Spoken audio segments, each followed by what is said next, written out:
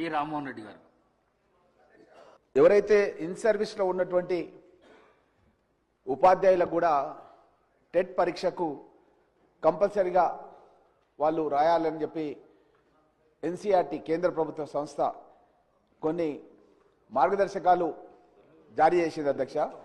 అయితే కొన్ని దశాబ్దాల కాలంగా ఉపాధ్యాయ వృత్తిలో సమసమాజ స్థాపన గురించి పనిచేస్తున్నటువంటి ఈ ఉపాధ్యాయులకు ఈ విధంగా టెట్ పరీక్ష కంపల్సరీ అని పెట్టడం అనేది కరెక్ట్ కాదు అధ్యక్ష.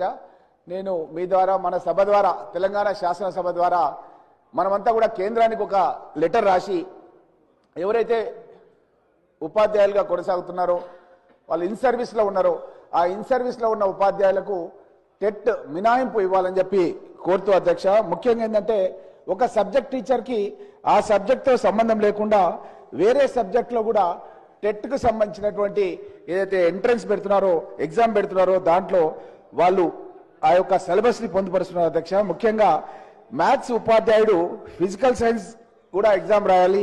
అదేవిధంగా బయోసైన్స్ ఉపాధ్యాయుడు మ్యాథ్స్ లేదా ఫిజికల్ సైన్స్ రాయాలి.